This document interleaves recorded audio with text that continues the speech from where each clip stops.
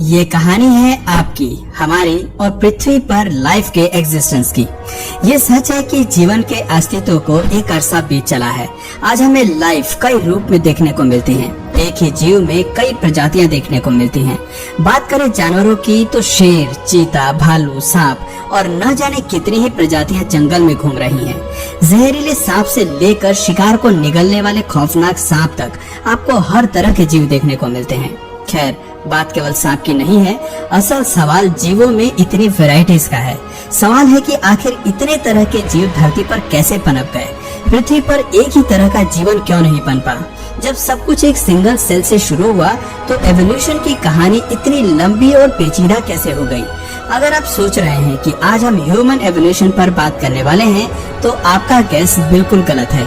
आज हम आपको विज्ञान की नजर से वो कहानी सुनाने वाले हैं जब एक छोटे बेबीज की तरह जानवरों का पृथ्वी पर जन्म हुआ।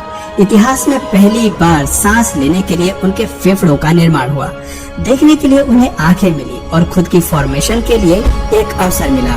वो अवसर जिसकी बदौलत पृथ्वी पर जीवों का साम्राज्य फैल गया।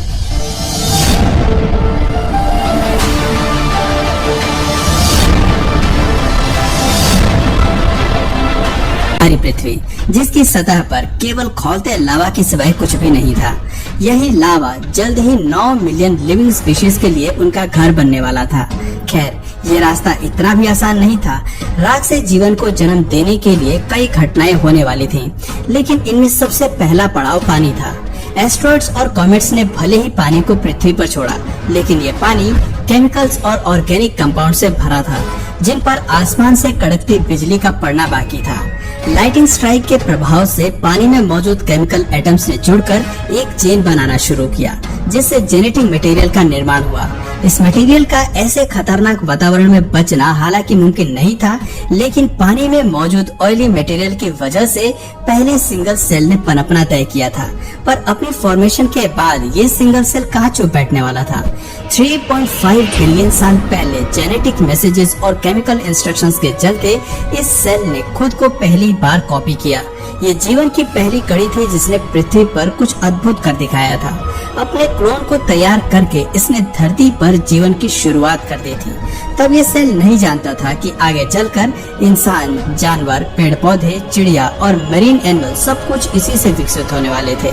अपने क्लोन को बनाकर ये सिंगल सेल अब रिप्रोड्यूस करना सीख गए थे, जिसने धरती पर इनके सर्वाइवल के चांसेस बढ़ा दिए थे। 2 बिलियन साल तक रिप्रोड्यूस करते हुए सिंगल सेल की पीढ़ियों ने खुद को ऐसे ही कायम रखा, लेकिन फिर एक घटना ने सब कुछ बदल दिया। गलती से 2 सेल्स का आपस में टकराव एक बाहरी बदलाव लेकर आया, जिसके तहत 2 सेल्स आपस में मर्ज हो गए और इनके जीन्स भी आपस में जुड़ गए। दिलचस्प बात थी कि इस मर्ज सेल ने भी अपने आप को कॉपी किया और इससे उत्पन्न होने वाले बाकी सेल्स ने भी इस प्रक्रिया को जारी रखा, जिसकी वजह से आने वाले सेल्स में एक की बजाय 2 सेल्स थे। अब ये सेल्स रिप्रोड्यूस करते गए, अपने आप को कॉपी करते गए और म्यूटेट होते रहे। जैसे जैसे म्यूटेशंस बढ़ती रही, पुराने जीन्स डिलीट हुए और नई फॉर्मेशन हुई और नए सेल्स बने। सदियों तक होती इस प्रक्रिया में एक वक्त ऐसा आया जब सेल्स एक दूसरे से बहुत अलग हो गए और इनसे कई बिलियन प्रजातियों का विकास शुरू हुआ।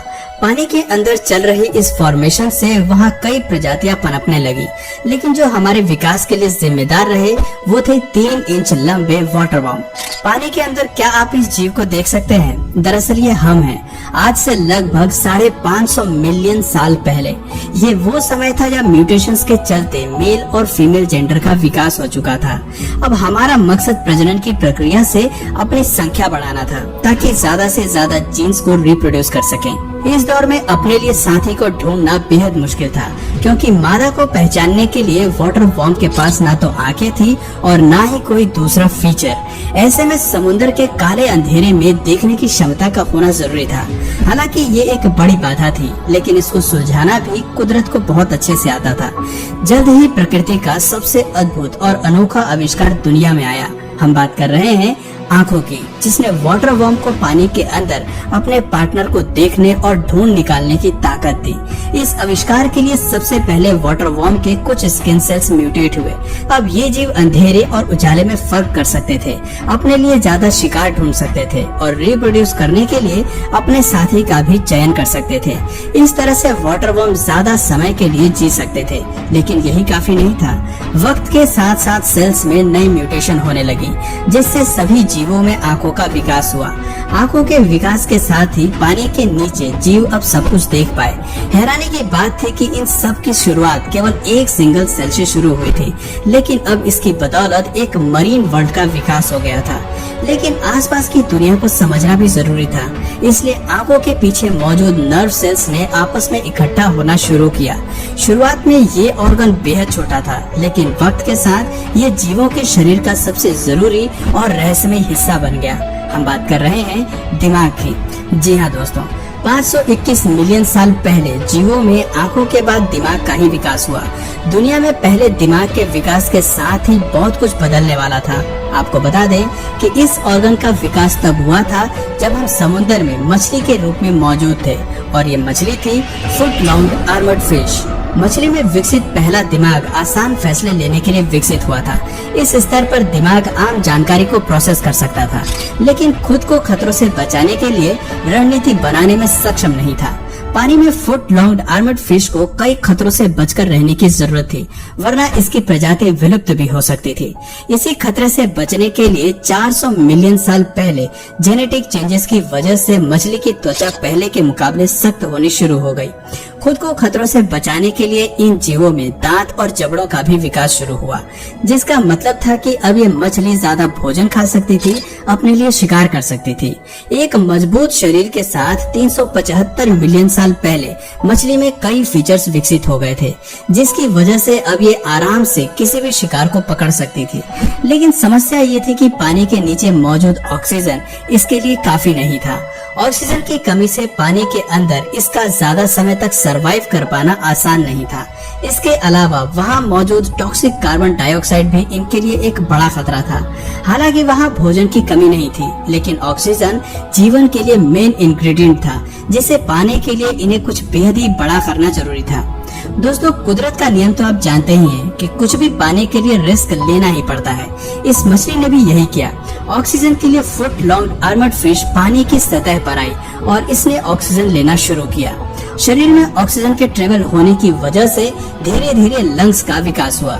लंग्स के विकास के साथ ही पानी में एक नई प्रजाति पनपी, जिन्हें नाम दिया गया इस्थियोस्थेगा।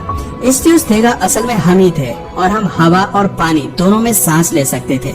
हवा में सांस लेने के लिए हम लंग्स का इस्तेमाल करते थे, जबकि पानी में सांस लेने के लिए हमारे पास गिल्स थे। आज हमारे पास गिल्स नहीं है, लेकिन दोनों स्थिति में सांस लेने का मैकेनिज्म हमें आता है।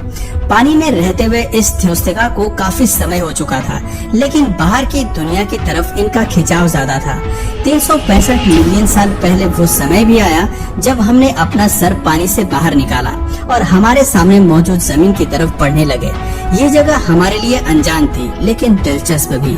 पानी के बाहर आकर हम इतिहास का रुख बदलने वाले थे और जमीन पर उस जीवन की शुरुआत करने वाले थे जो पृथ्वी का इतिहास बदलने वाली थी। फिर वो पल भी आया जब हम पानी से बाहर आए।